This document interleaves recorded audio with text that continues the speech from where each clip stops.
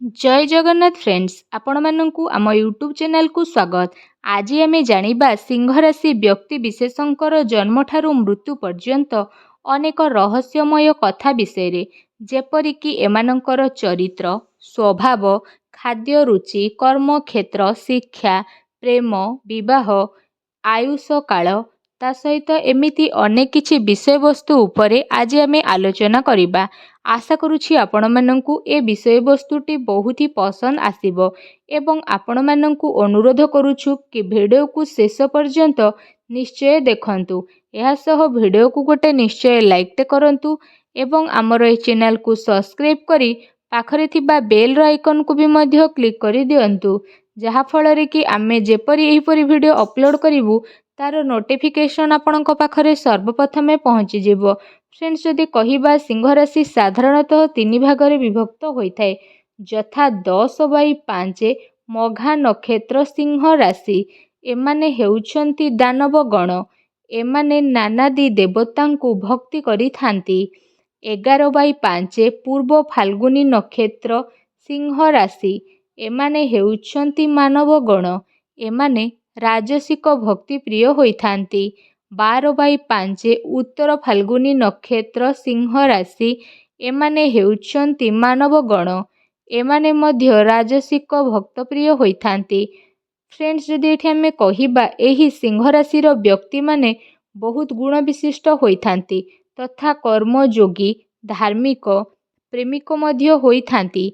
एमाने विशेष भावरे विचारवंत होइथांती परोपकारी होइथांती साहसी होइथांती सत्य प्रिय मध्य होइथांती एवं उदार स्वभावर मध्य एमाने अटंती। एमाने अभिमानी एवं आमिष प्रिय मध्य होइथांती। सिंह राशि रो व्यक्ति माननकु जदि कहिबा बात रोग स्नायु जनित रोग दांत रोग गला रोग पेट जनित रोग कान जनित रोग अंटा पिठीर रोग आखि जनित रोग गुप्त रोग एवं अंडकोश बुद्धि इत्यादि रोग एमानंकु देखा देइथाय।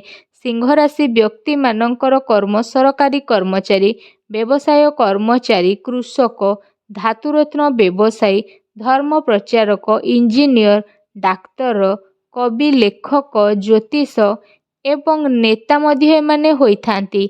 एमानंकर चाकिरी अपेक्षा व्यवसाय रे अधिक लाभ होइथाय।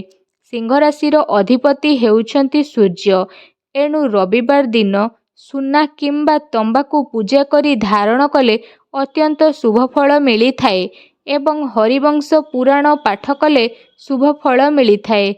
फ्रेंड्स जदि कहिबा सिंह राशि व्यक्ति मानंकर मन बहुत प्रखर अटंती ज्ञानी मध्य एमाने अटंती एवं यत्नवान मध्य एमाने होइथांती। एमानंकर विद्या कम थिबारु एमाने बहुत ही चतुरशील मध्य अटंती आउ धैर्यवान मध्य होइथांती उदार स्वभावर मध्य विशेष भावरे होइथांती। एही राशि व्यक्ति अन्य उपरे संपूर्ण विश्वास न करी निज बुद्धि रे निजे चलती साधु और संतंकर अत्यंत प्रिय होइथांती। कौनसी कर्मर तालीम पाई प्रतिष्ठित एमाने अटंती ता सहित एमाने सर्वदा प्रेम रे बुड़िकी ही रहंती। एहा सहित सुसंपर्क स्थापना मध्य एमाने करिथांती एवं विचारवंत मध्य एमाने अटंती। एमाने क्षत्रिय स्वभावर मध्य प्रायतः अटंती। धर्म कार्य रे एमानंकर सबुबेले मन रहिथाए ता सहित जन हितकारी मध्य एमाने अटंती। सिंह राशि रो अशुभ प्रति वर्षर फेब्रुआरी मासर एवं प्रति मासर 3, 18, 23, 24 एवं 29 तारीख गुड़िक अशुभ साब्यस्त होइथाए एवं प्रति मासर शनिवार दिनटी एमानंक पई अशुभ अटे। सिंह राशि पई अशुभ राशि कर्कट राशि बिच्छा राशि एवं कन्या राशि रो व्यक्ति माने अशुभ बा क्षतिकारक होइथांती एवं कला रंगर वस्तु किंबा कला रंगर द्रव्य एमानंक पई क्षतिकारक होइथाए। सिंह राशि रो व्यक्ति मानंकर प्रथम अवस्था लाभ होइथाए एवं शनि दशा कारणरू अशुभ मध्य होइथाए एवं जीवनर शेष भागरे भू संपत्ति लाभ धन लाभ लटेरी लाभ संतान लाभ एवं जान वाहन प्राप्तिर विशेष भावरे सुख मिलिथाए। एमानंकु हठात धन प्राप्तिर जोग मध्य रहिथाए। स्त्री और परिवार पाई ଏମାନେ ବହୁ ଦୁଃଖିତ ରହିଥାନ୍ତି। ସିଂହ ରାଶିର ବିବାହ ବୟସ 15, 24 ଏବଂ 25 ବର୍ଷ ବୟସରେ ବିବାହର ବିଶେଷ ଯୋଗ ରହିଥାଏ ଏବଂ ମନ ମୁତାବକ ସ୍ତ୍ରୀ ମଧ୍ୟ ଏମାନଙ୍କୁ ପ୍ରାପ୍ତି ହୋଇଥାଏ। ସନ୍ତାନ ସୁଖ ମିଳିଥାଏ। ସୁଯୋଗ୍ୟ ସନ୍ତାନମାନଙ୍କ ପାଇଁ ଜୀବନ ସୁଖମୟ ହୋଇଥାଏ। ସିଂହ ରାଶିର ଛାତ୍ରଛାତ୍ରୀମାନେ ପାଠପଢ଼ାରେ ସେତେ ଭଲ ହୋଇନଥାନ୍ତି। ଅଧିକ ପରିଶ୍ରମରୁ ପାଠ ଏମାନଙ୍କର ହୋଇଥାଏ।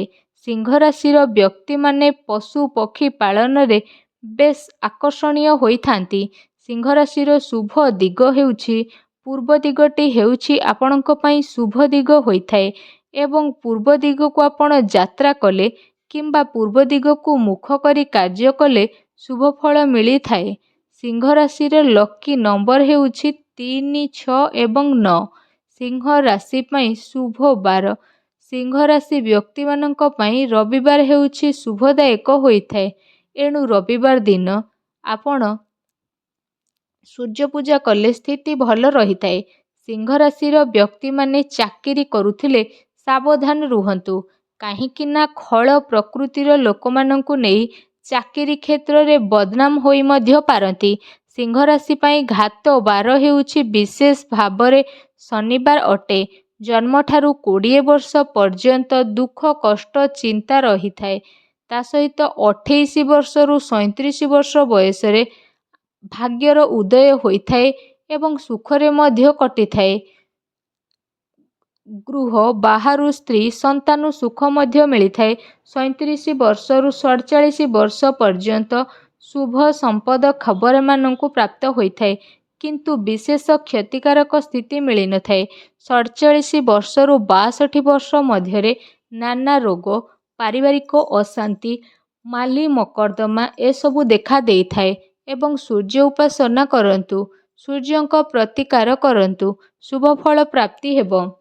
62ରୁ 65 ବର୍ଷ ମଧ୍ୟରେ ସୁଖ ଶାନ୍ତି ପ୍ରାପ୍ତ ହୋଇଥାଏ। 65 ବର୍ଷରୁ 66 ବର୍ଷ ମଧ୍ୟରେ ଅଚାନକ ଦୁର୍ଘଟଣା ଜନିତ ମୃତ୍ୟୁଜନିତ କଷ୍ଟ ମେଣ୍ଟିଥାଏ।